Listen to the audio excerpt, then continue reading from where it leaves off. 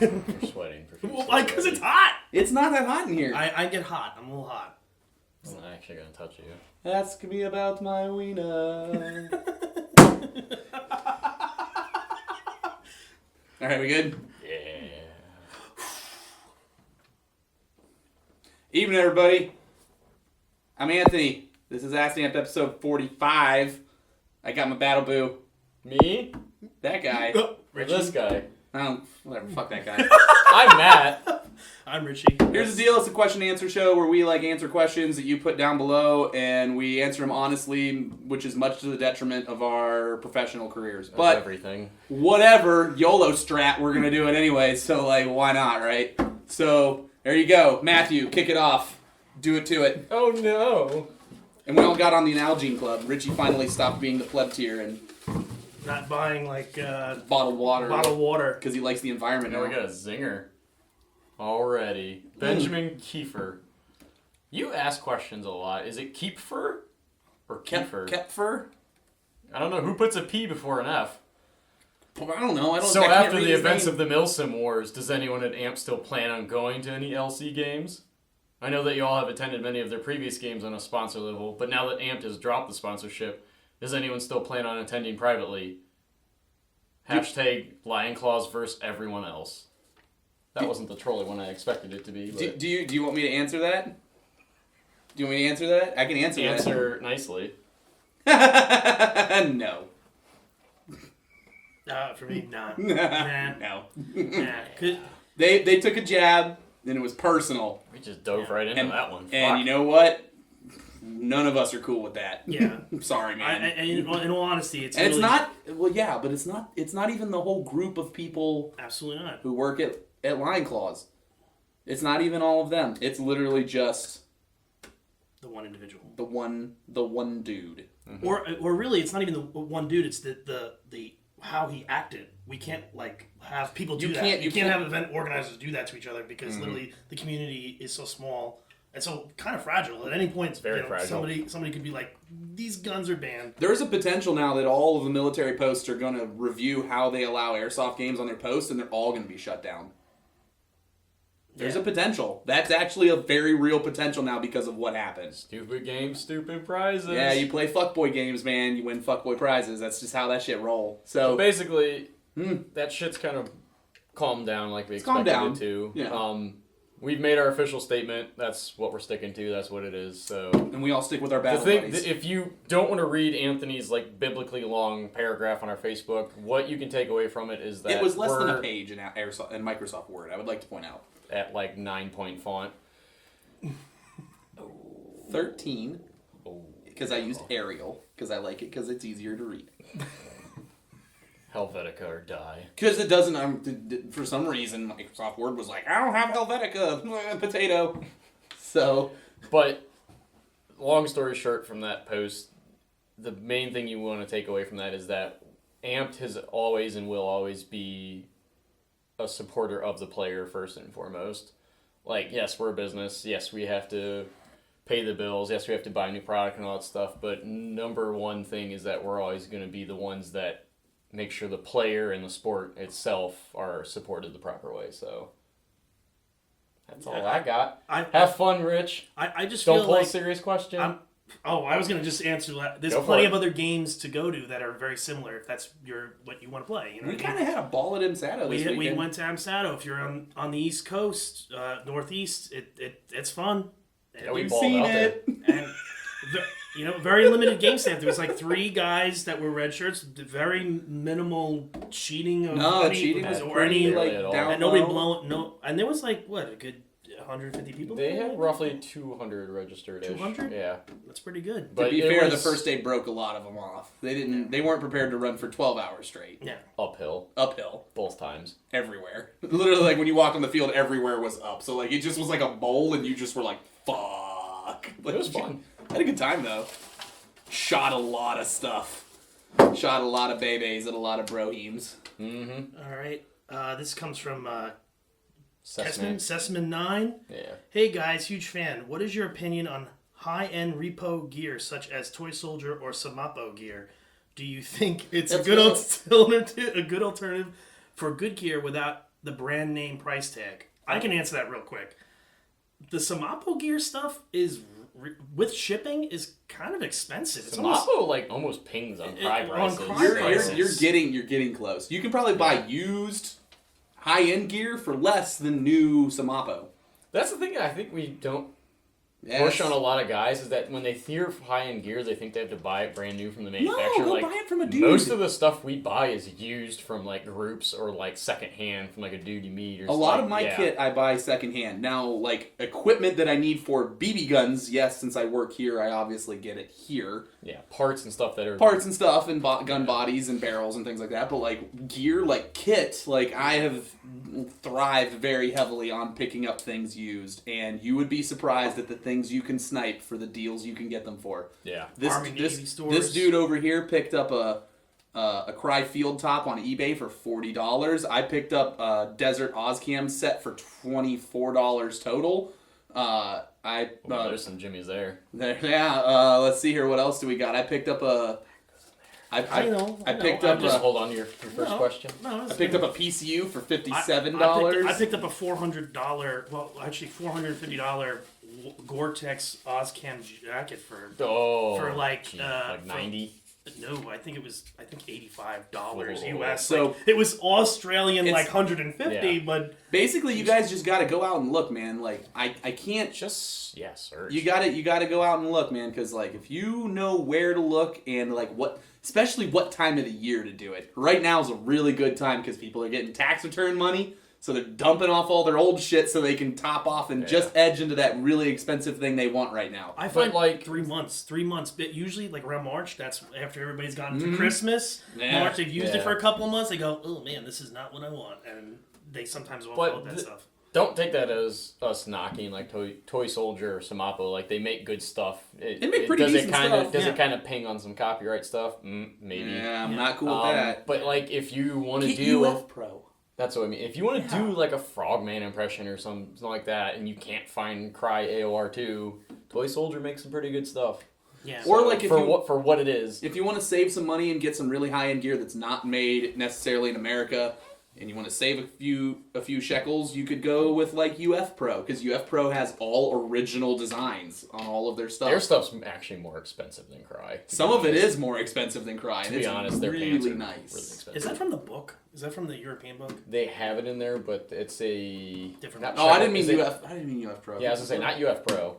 No, UF Pro is the really swank pants from Europe. I'm talking. Yeah. Oh shit! What am I talking about? I don't know. You Are Tactical. That's who I'm talking about. Yeah. Saffron had a lot of that stuff. That stuff was actually really good too. It was I already have a crush in my hand.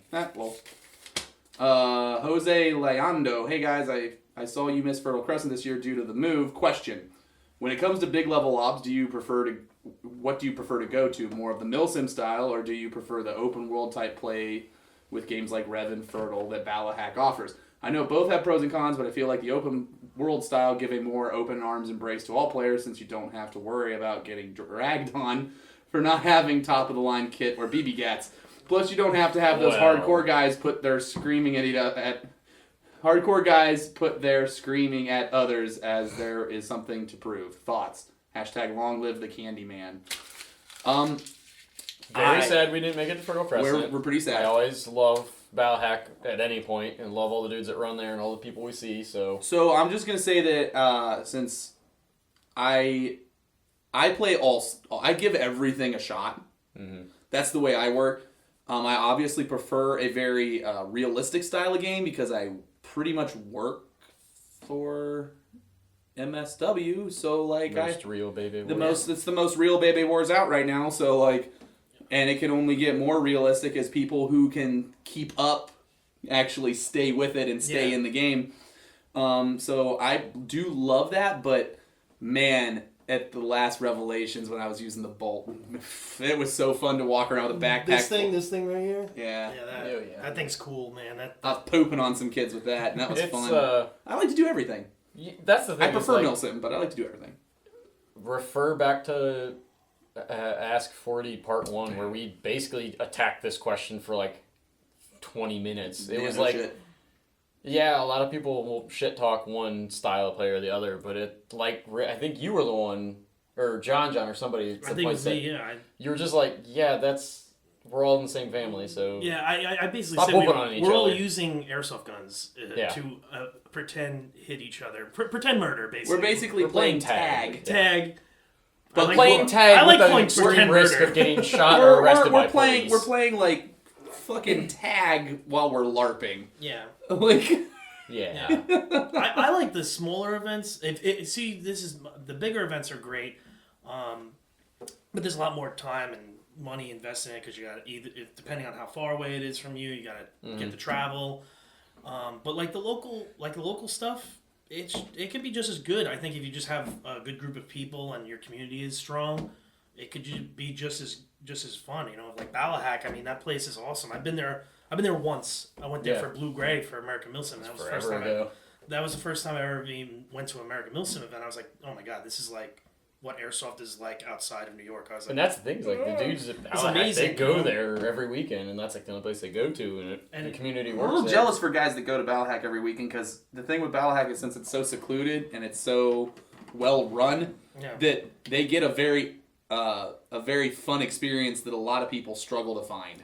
Yeah, and I feel bad. I feel bad for everyone else because Ballahack is really fun. And I feel as though that with that, you have a fun experience every time at your local field. Why go to a NAT? If you can go, you don't even care. You can go to a local event and they just tweak the rule set a little bit up for $25. Like, oh, why would I go if there's going to be that many people there and everybody's cool? There's consistently like 150, 200 people there. Yeah.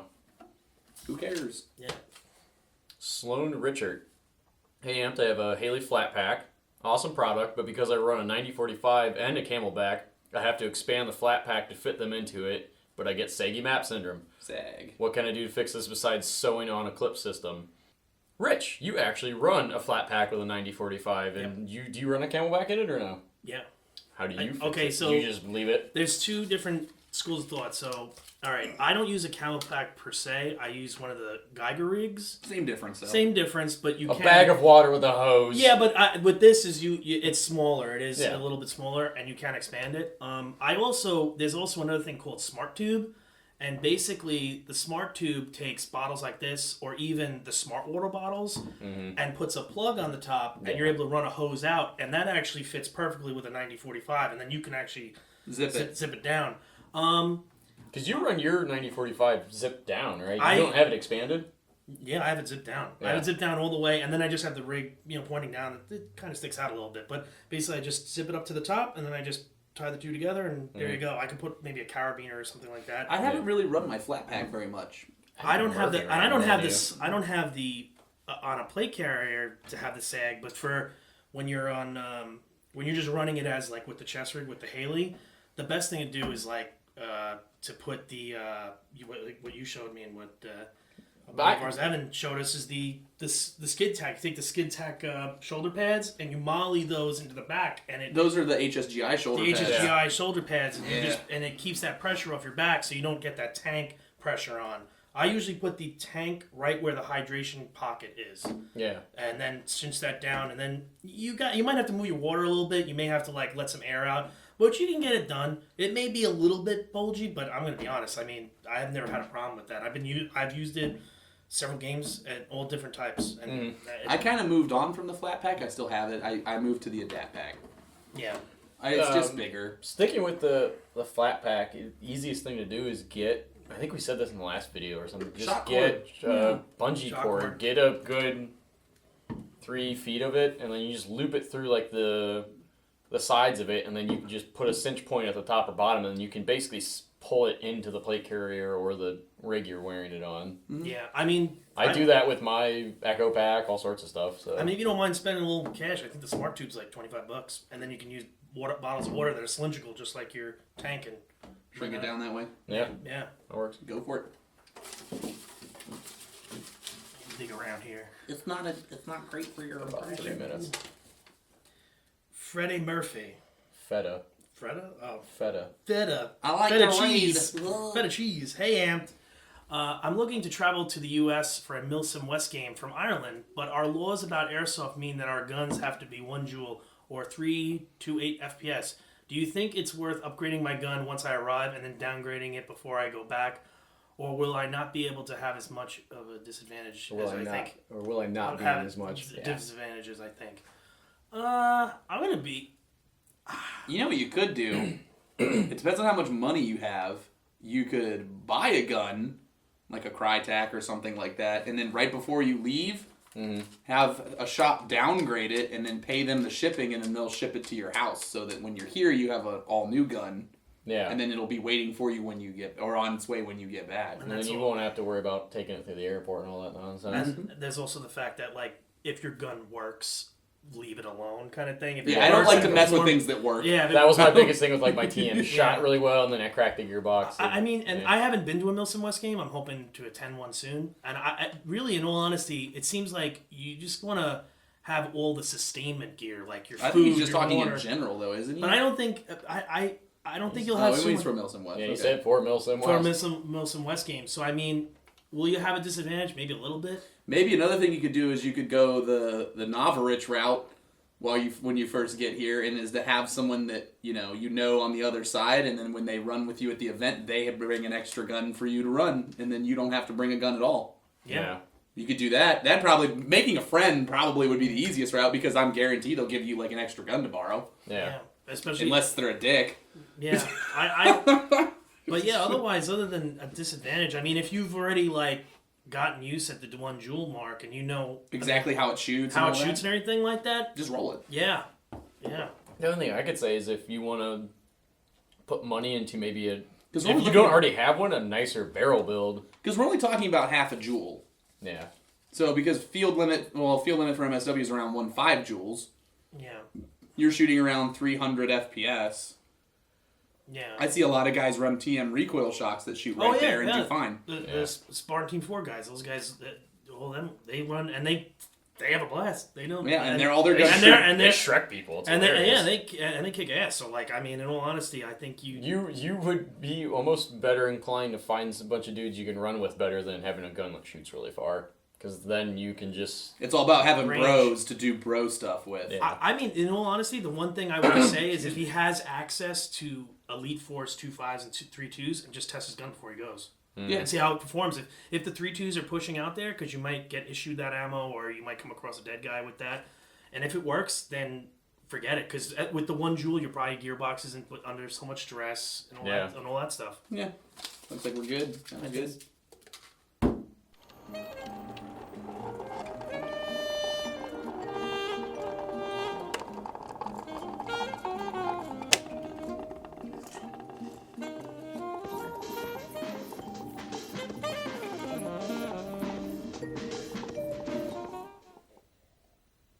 What's up, losers?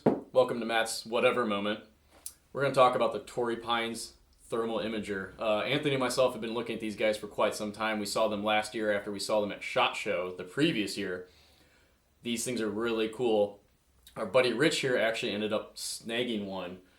It's pretty sweet. So Rich, tell me about a couple of the features of this thing. Runs on a CR123. It's about half the size of a T1. It has 4 color modes, Predator Vision, White Hot, Black Hot, and Night Vision Green that they call it. Mm-hmm. Full metal housing. You can identify a human being at about 150 feet and what they're holding. And I have it mounted on a 45-degree mount, so I can still scan with my normal vision, but still see heat if someone is like crouched in the bushes or definitely. So the thing with that is that this is definitely a very good alternative to night vision. Most of these models, there's about 3 out right now. They all clock in at less than $1,000 each, which is very comparable to night vision. But again, with a lower price point, you do have a downfall. To guys with night vision, you are going to light up like a Christmas tree because it does have a backlit LCD screen. So that is basically really the only downfall we've seen with this thing. So if you are looking to step your game up, you got some money you want to light on fire, because we all sometimes do, this is definitely a good option to look at, because you're not dropping $3,000 on night vision, but you are getting something that will give you advantage over people with just the naked eye. It's very hard to beat the heat. Night vision can be defeated. It's very true. Heat is very hard. Very true. I think that's the advantage of this and the size. So you can maybe look at seeing these available from Amped in the near future. We got Kurt turned on by them, so we'll see. Hopefully. Back to the other part of the show thing. Bye. Thanks for that informative video, Richie. Yeah. It was lovely. Oh, thank you. Look at these things I can't afford. Yeah. Asshat. I don't know. I like thermal. I know. You just light money on fire. Jake Riley Kind again. of. I'm in need of some advice, and who better to ask than Anthony or Matt? Anyways, I'm having trouble seeing people when I'm playing in woodland environments. At first, I thought it was because I'm blind as a newborn baby covered in blood, but after finally getting glasses and using them at my first game of 2016, I still can't see anyone. Sometimes I can make out movement around the trees and logs, but every other time, I just peek my head out and get lit up like Snoop Dogg's blunt collection, #faded. You guys wrecked house at Assault on Derbent. Do you guys have predator vision? Am I still blind? Any advice or tips would be greatly appreciated. P.S. I finally joined the Dick Butt Brotherhood. #Dick Butt Squad. Plate carrier for my Doritos. #scrub wreckage. All right, so here's Filthy casual. you filthy fucking casuals. It's not right for my loadout. So like, here's the thing. The big thing about seeing people is not necessarily like I'm blind. My contacts, I don't have anywhere near as good of a prescription with my contacts as I do with my actual glasses.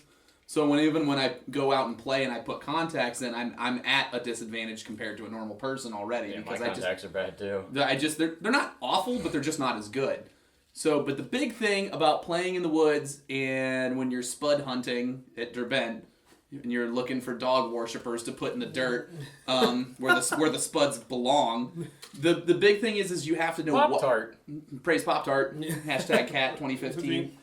So like, what you need to do is you just need to realize it's not so much that you can't see people, it's that you don't know what to look for. When you're out in the woods and you're looking for people, and some of this comes from training, some of this just comes from years of experience playing. Like you start, like I used to hunt a lot from like the age of 10. You and Murphy's, especially at Derbent, like hunting came in very. Oh yeah, me and Murphy were spooky in the woods, dude. We would just like walk up on dudes. The thing is, like you said, it's a combination of a lot of things. The number one thing I could give you is learn to be very quiet and be still for longer than you think. And then some dude will bumble into you, like you bumble into them, and dudes you can get antsy and they think their squad's leaving them behind, or like they're gonna miss something. It's the hardest thing because it took me a really long time to do this because like you can't just. I know you probably can't do this ever. No, he can't. His Just attention deficit still. disorder overpowers everything. But no, okay. I mean, I would just... Squirrel. Dude, for me, my vision is terrible as well. So I mean, there's also the factor where you said something about like having experience. There's also when you're in the woods, there's some areas where you're looking and you're like, wow, where would I be if I was out there? And sometimes if you do that a little bit, you can sometimes see that. It's about knowing what to look for. So yeah, some real basic stuff to help you learn what to look for. So when you're out in the woods, when you're surveying a scene. It's very basic level tracking for people who hunt and stuff like that, but what you do is you look for things that in hunting communities we refer to as game trails. Basically, you're looking for easy passes of egress from one place to another. Because animals and stuff that are moving from place to place, they create pathing, and then to be honest with you, human beings also do the same thing. Airsofters are lazy. And so it's just life in general. And so like what you do is you start looking for people and where they would go, and then all of a sudden now you've discovered, okay, how people are going to move is going to dictate where you're going to find them. Mm-hmm. And it makes looking for them a lot easier.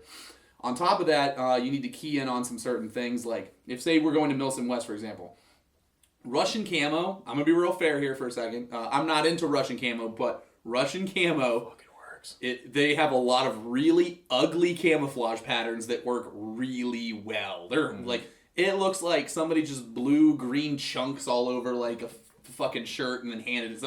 But the thing is it works really well. So what you have to do is you have to start keying in on other things. Like Richie said, for example, like you want to look at like places where you would go. You want to look at like, oh, well, if I need to go this way, I have to think that the people that know I'm out here would be looking for me to go this way, so where would they be? Yeah. You need to look for game trails, you need to look for footprints, you need to look for movement. Movement is a big one.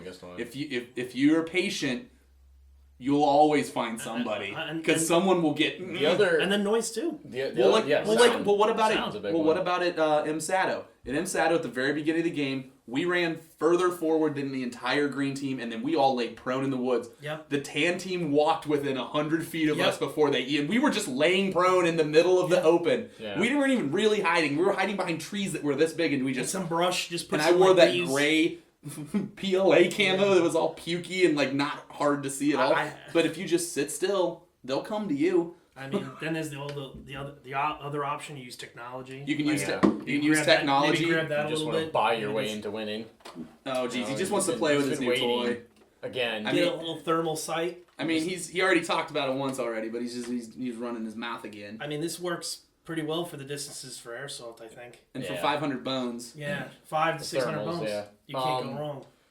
It's just hard to beat heat, especially in regards to Airsoft specifically, even if you don't have hunting experience or anything, you start to notice trends and certain things that people do. Like people are predictable. One of the biggest things I notice is like when you're out in the woods and it's middle of the day, dudes don't realize how shiny some of their stuff is. Like the slight turn of the head, well, like your goggles or like something like a camera lens or an optic or like whatever crap they have on their helmet. That stuff flashes if it hits the sun, right? The face. There's all sorts. Shadows are a big one too. That a lot of people colored miss. Patches. Mm-hmm. Like, I mean, if you really think about it, the human like form. They literally not even the human form. The human face is so recognizable to humans because we're supposed to. Your brain is naturally built to pick up exactly, that. And so like it's really easy. That's why camo paint is really important for some people and how you paint yourself because you're made to break up your form and your face. That's why we put camo netting on our helmets so that we can peek up over things and people don't notice the shape of the helmet or the stuff that's on the helmet. Because what is it? With camo paint, you put the darker stuff put darker stuff on top, lighter stuff on the bottom, so you basically reverses the color palette. So make sure... But just anyway, so like, the thing is like, you start learning things. Now, the only way I can tell you to fix that is just to... Especially with Airsoft, you can practice and not die. Yeah. When you're hunting, you're practicing, but you're just going hungry. But in Airsoft, you're practicing and you don't actually die. Because in the real world, when BBs turn into bullets, you tend to die. At a game, brush doesn't stop bullets. Brush doesn't, like, the tree that I hid behind at MSATA that was this wide, and I was just like, like, dodging, like, that doesn't work. Yeah, you can't hit me. I mean, the only thing I could say is maybe if you go to a game in the woods, if you're able to stand back from where the main battle is and you start seeing how people move, you can start... Actually, I got one up on you. Oh. Okay. No, just... He always will. Find it. Tier 2. So... Is Tier 2 there? We can't find Tier 2 squad. Tier 2 squad, get on the radio. Where are you guys at? I haven't heard you for hours. Just turn the radio off. You're on YouTube, right? Oh, fuck me. So, find someone who you know knows what they're doing. And they'll teach you. Walk behind them and step on every twig. Oh, I will roid out like a motherfucker. You want to step on one twig and he almost punches me. I almost knocked him down because he was being loud. But yeah, my robot ears weren't allowing me to hear shit. Just go run with a dude. Go run with a group of dudes who you know are good. Like if you go to a local field and they have a team that's really good, just be like, look, I kind of suck. Like walk up to be like, look, I'm kind of bad. Can you help me not be bad? and I'd like to snap at you in the middle of a fight or something. Don't take it too personally because that's shit that's been ingrained with them. So like if nothing. They snap at you about stepping. I don't want to make constantly. you have a bad time. Could you make me not suck? Yeah. Generally, people are pretty nice about it. I'd like to improve. Yeah, I'd like to not suck. Could you help me not suck, sir? Well, yeah, that really takes a lot of experience, in all honesty. Mm-hmm. Just really at the end of the day. And the good thing about Airsoft is that it's non-fatal. So, like, if you fuck up, like, oh, I will not do that anymore. But I think that's what the problem is with Airsoft. Some people take that too seriously. They should take the failures and go, that's what I shouldn't do for next time. Because you don't actually die. Exactly. Big deal. Jonathan Gall. We're not good with these name things. Oh, it's the dude that got me my cab hat. Is it? Yeah. Oh, sweet. Where's mine? That was a nice fella. Non-Airsoft. Dude, I seriously am really horrible at remembering to ship that back to you. I'm sorry. You don't ship that? No. Wait, you owe him something? Well, what happened was he gave me the cab hat without any expectations of return. This was at Faded Giant. This was at Faded Giant. Okay, yeah. And when I finally got a hold of him, he was like, well, I was like, I got this stuff. What do you want? He's like, oh, that's awesome. I'll pay you a little bit to make the price even. I was like, no. You gave me something without any return. Yeah. I will do the same. And then literally every day I go, shit, I need to ship that. Fuck, I didn't ship that today. Like today, for example. I even gave him a box. I have a box too. I just need to fucking do it. So I apologize. I'm not purposely trying to be an asshole. I'm staying at his place, so we'll see if we can. I'll remind him. Let's go to the post office tomorrow. On our way here? Well, I mean, I'm going to be sitting in traffic for 3 hours anyways. I might as well stop at the post office, right? He'll forget. I'll forget. Now an airsoft related question for Matt and Anthony. This is mostly for you. What? Huh? What? It's not. I'm looking to get my first DSLR for general photography and light video recording. So far, I have it narrowed down to a Nikon D7100 refurbished or a used Canon 70D. I understand on paper the basic pros and cons of each camera, but any real world experience with either one. For example, is the Canon really that much better for video recording over the Nikon? Also, Matt, since you went to school for this jammy and look like you live in Brooklyn, not anymore. Well, he's grown it back. Oh, fuck, I need to shave again. Any knowledge you can drop is much appreciated. Hashtag sorry for derailing your airsoft show. Hashtag Williamsburg or Yinsburg. No, he's talking about Williamsburg, Brooklyn. Yeah. That's where all hipsters are. Okay. The hipster quotient here is actually pretty I would low. know because... You take their trash out. No, I do not. No, he does it in Frushing. Is that wrong or right? Frushing. Racist. That's racist. You fuckers. Bulls. Gummy bears. The bulls, gummy bears. This... So I will take my way. your non-airsoft related question and make it airsoft related. Basically, what it comes down to is when you do the Nikon versus Canon thing is Polar Star versus Wolverine or like all that kind of stuff. It's little stuff. It's little things that you've really got to do your research on, which obviously it looks like you've done and you kind of have it narrowed down. You have to pick what you want to do. Yeah. I own a D7000, and one of our shop cameras here is a D7100. Mm-hmm. I prefer Nikons, and my wife is a wedding photographer, and I also assist in doing that. We prefer Nikons because we feel they have a better color range. Because we had a Canon before, and then when we got a Nikon of about the same power, we felt that the Nikon had it felt like it just had better color. And that doesn't really mean that it does or doesn't. That just is like a personal thing where I'm like, I feel that in my heart, regardless of what a paper says, I feel that this has what I want. I also really like Nikon glass. I really like Nikon glass. And if Nikon is a company that makes glass also for military optics, I'm thinking they got the glass thing down. They got it down. They make a really nice 22. My buddy Dino, that thing is awesome. The scope? It's sick. Generally, I'll probably take flack for this, but generally Canon does lean a little better for video. Like if you were to take their DSLRs, which are basic or photo cameras that have video capabilities like most of them do now, they put a little more better interface in for video. It's a lot easier. They have a lot better firmware updates usually. I'm kind of on the same boat. I learned on Nikon. I've used all the systems. I've used Canon, Nikon, Sony, everything. I own basically all of them. Nikon's just kind of the one I fell on. I love their menu setups, and the glass is... Basically, the glass is where your money goes. Mm-hmm. Bodies are like the same thing as computers. As soon as you buy one, it's outdated already.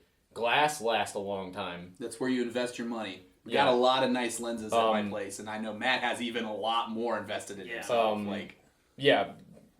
Lenses is definitely where the money is at. So getting a decent body I would say like kind of what I started on. I started with the D80, which is roughly close to the D7100, and then I started buying lenses from there, and then I used those until that D80 just fell apart. It's vaguely still working now.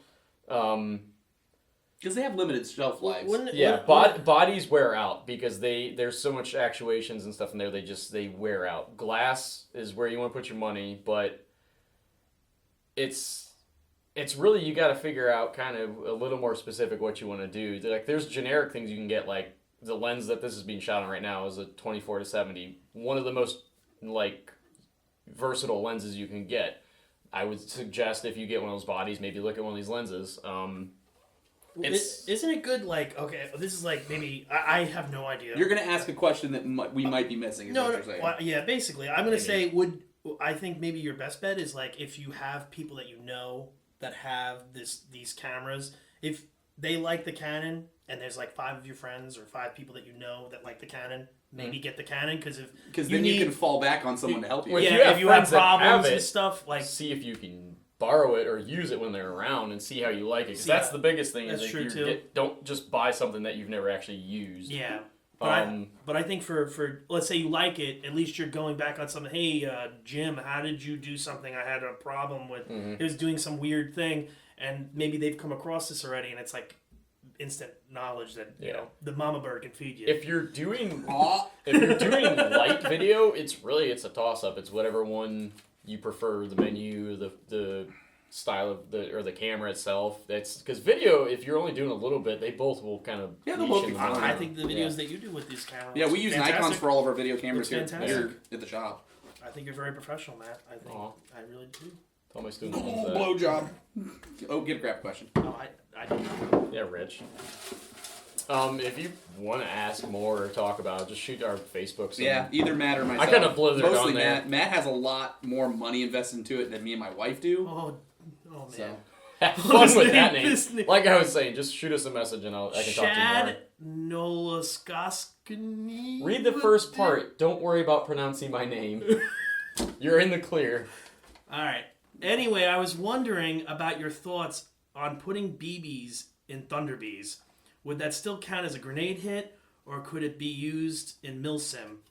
Milsim is a very generic term lately, and that's kind also, of upsetting. Also, what are your thoughts on the Yoke Assault Pack compared to the Minimap? Thanks. Keep up the good work. Prefer the Yoke. Prefer the Yoke. I'll tell you this much. Like your tier? Yeah. Yeah, for the nice. I'm building one right now. I like that. Boss Beaver.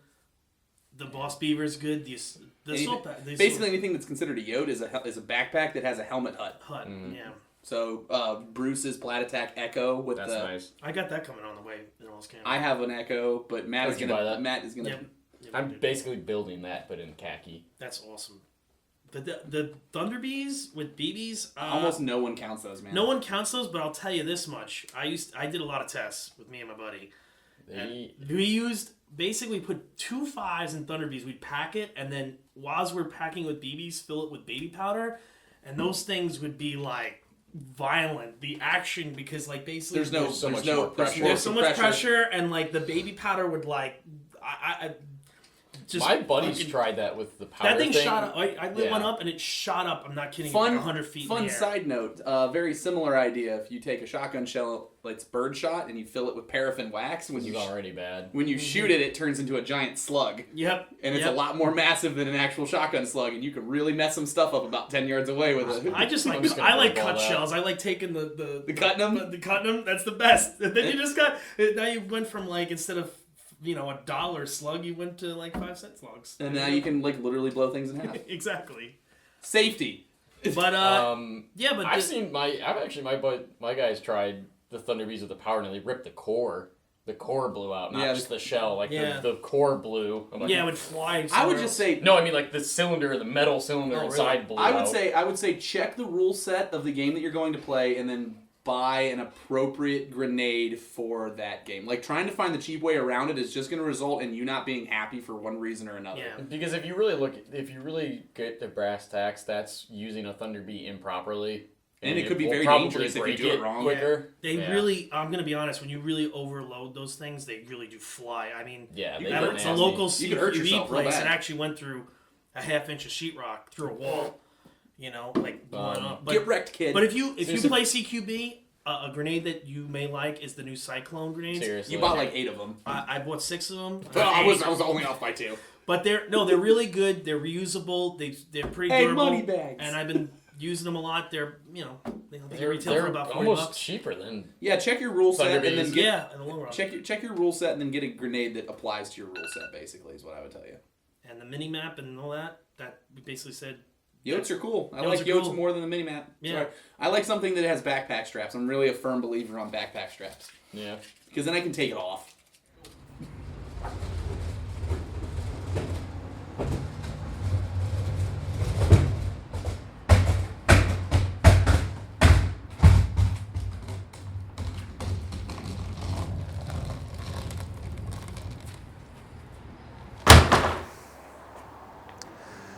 I brought another distraction gun so you guys will focus on me. So a lot of people like to talk about how good their gun shoots, but I don't think a lot of people's guns shoot as good as they think they do.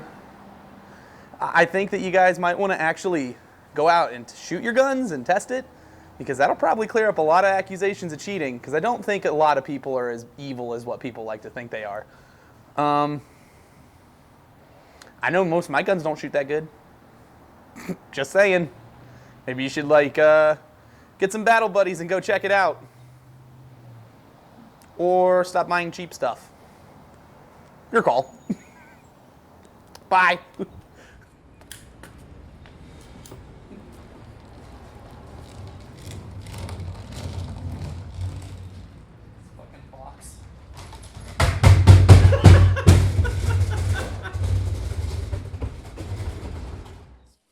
It's all bloopers. It's all There we go. bloopers to me. Got one. 111. Das Dwarf. Oh, dude. I don't even understand. First off, sorry for being an Airsoft D-bag with my HPA question last time. I had a bad BBwarz weekend when asking that. Second, how do you guys do that sweet brain bucket camo netting? Hashtag that weekend violated my human rights. Okay. All right. So the camo netting literally is exactly what you just said it is. It's the military issue camo net system that they use to cover. This so difficult? It's covering vehicles and shit, and then we literally just went drape it over the helmet, cut it out, took some cord and stuff and some zip ties and made it ugly, tied it down, and then trimmed the excess shit off, and then that was it. We get questions about that. No shit, everywhere we go. It's not hard, guys. Fuck. The only problem is getting it for a decent price. Yeah. Finding a surplus store or online where it's cheap enough to buy it so you can cut it to pieces. But it's not. With authority. That was with authority. Gone out. No! At least it was sealed, right? Yeah, at least it doesn't produce a lot of water. Look at this new table that we bought. It's kinda nice. We It's probably really should nice. have cleaned it first, but whatever. I think this was an Echo or Fubu table? This was I think this was the Fubu table. The Echo one was I the. keep pulling long ones. No, it's just from Dave. Howdy, Amped. Howdy. Howdy. I'm in the market for a bog standard M16A3. This will be a long-term project of mine, and I'm looking for a platform that has very high-quality externals and won't give me headaches while I'm tinkering with the internals. Leaning towards the GMP Supreme, but the trademarks on the King Arms M16A3 are very tempting. Thoughts on either, or is there another candidate that I missed that, in your opinion, would meet and satisfy my needs? Thanks for being positive members of the community, guys. Y'all are appreciated. Daka, mein Lebe. I don't know what that means. I would also I've go owned GMP. Here's the thing, with we've had a lot of King Arms tech guns that have been problems. People brought in for tech work and they've been problems. There's a lot of out of spec problems with them, right? There are a lot of magazines, stuff weird. Everything's all fusion weird. engines, parts. They're I think they're just as bad. Can we just agree VFC or GMP? Yeah. Externals. VFC does make an M16, I think. Yeah, they do. Yeah. If you order it they have to get it into the country though. If you can find it overseas and make it through customs, you might be able to get one that has trades on it. Yeah, but he may be looking for a Colt M16. Well, you know what he could, or you know what he could do. You know what you could do. Theory crafting time. You could buy. Build one. You could buy the Colt traded VFC Mark 18 that we have on our website, and then just replace the stock and the upper receiver, and then you have a short upper and a. No, I thought the A3 was a. Yeah, that's full auto. No, I thought it was a flat. The upper or the lower? You just replace the whole upper. Leave the whole Mark 18 upper alone. Just buy a whole new upper and a barrel. Yeah, just the front end. Yeah, just buy a whole new upper receiver, and then just buy the M16 stock, and then you'll get your Colt trades. You'll get a Mark 18 rail, and you'll get a collapsing stock buffer tube system, and you can build a M16 as well, and you'll have a traded lower. Hot damn. And a VFC or a GMP are really nice externals. I had my Polar Star in a GMP for years. Back. Everything's nice and easy to work on. Everything just fits. It's almost like it's not stupid. Chairsoft Hawaii. Hey, Amped, love the show and have watched consistently since episode 16. Wow, that's a long time. Why? Long time. Why? Question: Who That's do I have to embarrassing. give a mustache ride to in order to own that CA33 body in the background? We put a rail on it now. Being it's getting upgrades. Being serious, I'd love to talk business with that friend from the shop. Please hook he up knew. another BBwarz up here. Thanks, Why guys. are you trailing off? And love, Finish strong. You need love to- from Hawaii. You need to Love- read, Did man. you say from Ohio? No, Hawaii. I You said were Hawaii. about to say Ohio. I said Hawaii. That is not a friend of the shop. I'm trying to That think- is the lawman of the That shop. is was all OFC Brucey. OFC Brucey is the long arm of the law and dispatches justice in, You could in the Dark Knights of Pittsburgh. I could just give it. He's basically like He kills the people in Batman we hockey. need, but not the one we deserve. I know where to get it. Personally, Basically, Well, he didn't ask you. I'll just tell you. Basically- Classic Army. You can pick it up if you want. basically, Instead Bruce's of looking awkward and like bending over. Bruce's plan for this rifle right here, that's why there's no trigger in it right now, is because what we're going to do to it, and we started to do it before we left for MSATA, but we didn't have time, is that we're going to upgrade it, and we're going to put either a fusion engine in it, because it all takes standard V2 stuff, it takes a Pro in, it takes all that stuff.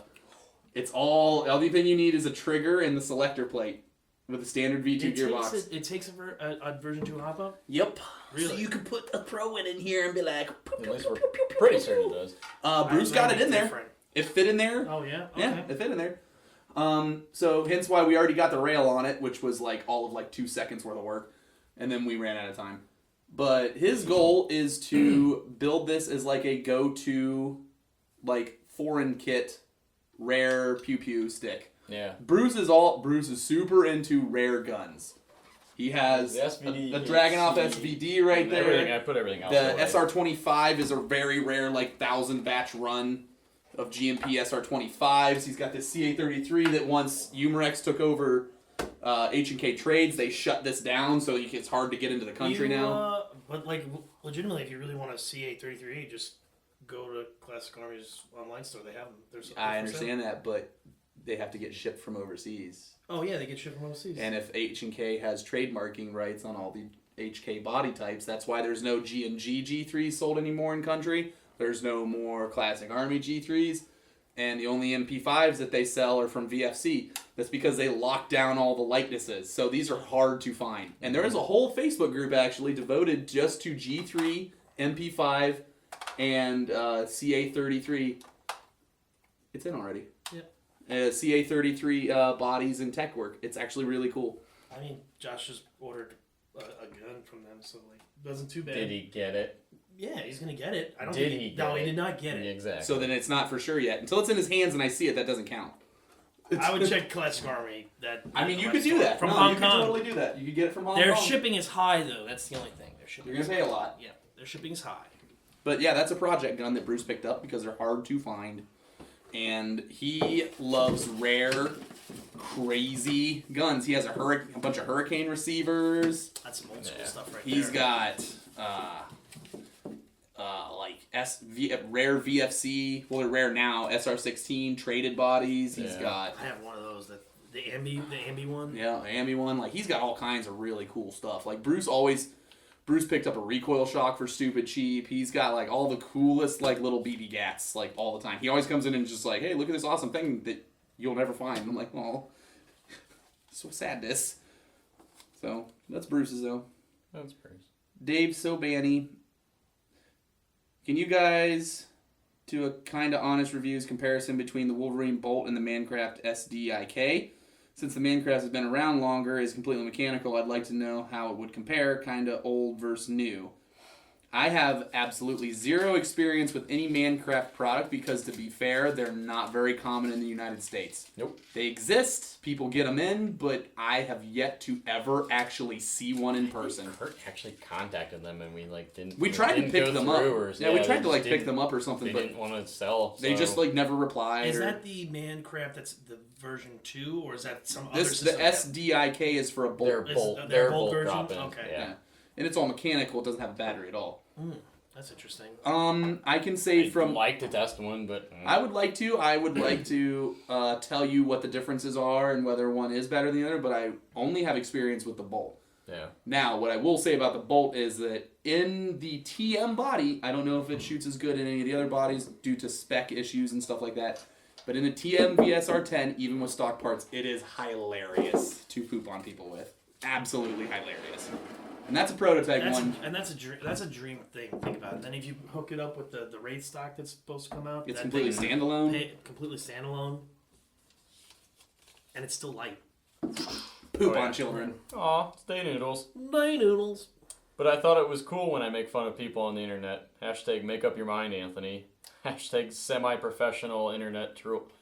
Professional internet troll. Day noodles. Praise Cat and AA28. Oh, see, we're rustling some people doing that. I'll tell you that much. He should definitely look through the pictures of M. Sato. He will definitely find a couple of day noodles. Dude, there are noodles. There's a lot. There are noodles just flying.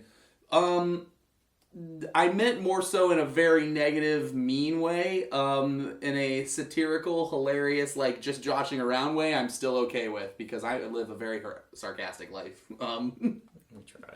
I meant more so like predating on people, like where people go out of their way to bully kids on the internet. That's what I meant. I feel as though... That's what I meant. Maybe I should have specified about not like being a dick. I feel as you could say something like, yo, what you're doing is like completely wrong. What the fuck are you doing? But... Doing it in a way more respectful way than he just did. But if you have an answer like, hey, maybe you should try this, and you give them the guidance, you're being a dick at first, but then at least you're backing it up with some knowledge of some... In Bubba's video, what did he call that? He called that a nice guy sandwich. Like you say something nice, then you act like a compliment sandwich. Compliment sandwich. It's like, hey, you know what? I really like your gun. You kind of suck really bad though, and you're stupid. But your kit's nice. Like, see, it's those two things soften the blow. Something good. You look like Snoopy, and it makes me laugh. It makes me happy. I have a question. You turd. Maybe you should do all of your posts on Instagram with compliment sandwiches on them. And actually just lay it out in a compliment sandwich format. That would make me laugh too. They're gonna do it now. I think it's worth it. Hilarious CS:GO vids. Oh wait, just a pause. I saw that you got mentioned in Airsoftology John's video, and I would like to point out that we mentioned you first. No. What does that Number fucking one. matter? Tier 2. Tier 2. Tier 2. Tier 2. I have an LBX plate carrier. Wow! If I secure a Hey tight... guy, what is that? Holy shit! And now he's beginning to break. If I secure it tight or not tight... I can't. Really? It doesn't Sorry. matter. Wow! Whenever I lay... Stop! I'm gonna do. What's that gif of that kid who just looks perpetually like? Come on, let me read it. Whenever I lay down, it is so awkward to lay down, in or down, or do anything else besides just run in. Should I take out the plate in the front? So he's basically asking, why is his plate carrier like riding up on his... Basically, he's asking, why would I wear plates in a plate carrier? And then here's what I will say. I will say this sentence like this. Why would you wear plates in a plate carrier? And then also the other question I have is, why would you wear a plate carrier without plates? Chris Reisner. Christopher. Is there any way of... There's no really way of fixing that. I mean... That's just what plate carriers do, man. Yeah. That's just what they do. You have to learn to balance the load you carry on it, and then if you really have heavy shit on the back and nothing on the front, it's gonna choke you. The easiest thing we can say to do is get like an S&S training plate and put that in the front, and then a really light like foam or fake plastic one in the back to like balance it a bit. That's also where you position it too. Like you want to make sure it's that's the other thing is how it's fitted. I actually took Dom and helped him fit his plate carrier to him the right way, and he was like, "Oh, this is so much more comfortable." I'm like, "You need people to help you who actually know where it's supposed to sit on your body." Help you fit it. What is it? An inch from the from the top? 2 fingers, the little divot right here in your, right there. You just go boop, and then you just go down 2, and that's where the start of the plate should be, right there. Yeah. Hilarious CS:GO videos. We talked about you first. That's right. Remember where your loyalty should lie. Got you, boo. So did you turn that around to show an amped airsoft sticker when there was an amped airsoft I didn't know. sticker? I actually didn't know that. You know, it's on both sides. Pro Cosmic Wolf. It's all right. Hi, Anthony and Matt. I love how you don't care about saying if something is crap. Yep. My question is how you feel about cheaper gear. I use a Viper plate carrying pouches. I'm in the UK, so some of the great gear has to be imported, so extra cost. Hashtag regret YouTube name. Hashtag airsoft fashion so. Alright, so here's what I'll say about low-end gear. Refer to question 1. Not even, because like we really didn't kind of gloss over this point, is that I'm a big proponent of buy once, cry once, but yet also at the same time, I'm also a big proponent of going as far as your budget can carry you. Mm-hmm. Because let's say like, buy once, cry once. Okay, so like you want to look at like a high-end plate carrier, and to get it into your country, it's going to be expensive, right? And the ones that say that are available from companies in your country or because of your laws or whatever, you can't get them. So then you're looking at a really high price tag. You can't afford that. Well, what you should do is try to get the very best thing that you can step down from there with, because I can't tell you how many people I've seen with gear on the field that's low-end gear that fails them. Mm-hmm. And then they're there with slings that are broken, plate carriers that are falling off, chest rigs that have split in half, mag pouches that are ripped. And then you just dump pouches that blew out while they were running around, and then they never knew it and just kept putting mags in there, and now all of their magazines are gone because they're scattered all over the field. It's just, you gotta do what's right for you, but you have to be sure that what you're buying is right for you. Taking the easy way out of things does burn you. It will. So, I mean, knocking on cheap gear. I mean, we were talking about this earlier. Off camera about Tony Baloney's kit with the reverse Condor battle belt that he's used for 8 years. My buddy's taken basically a Condor battle belt and reversed it with the suspenders. He's been using it with 2 big Condor dump pouches, and thing still runs like a champ. Somehow works for that boy. And it works. I mean, you probably insert some picture or some wacky thing. I'll do the thing of photo. Wackadoo in Richie's term. Yeah, but it's all about if you can't get it because of the laws and the price. I mean, it's not gonna. I mean, don't break yourself trying to. Yeah. I think you can. I think most lower tier gear is like, if you're average weekend airsofter is okay. Like, I think if you're going to like a Milson West event or something. We typically take stuff to the paint. So if something is gonna fail. Yeah, I'll figure it out real quick. Oh yeah, I'll figure it out real quick. It's actually not a bad idea. Sometimes only 7 minutes into me existing in them.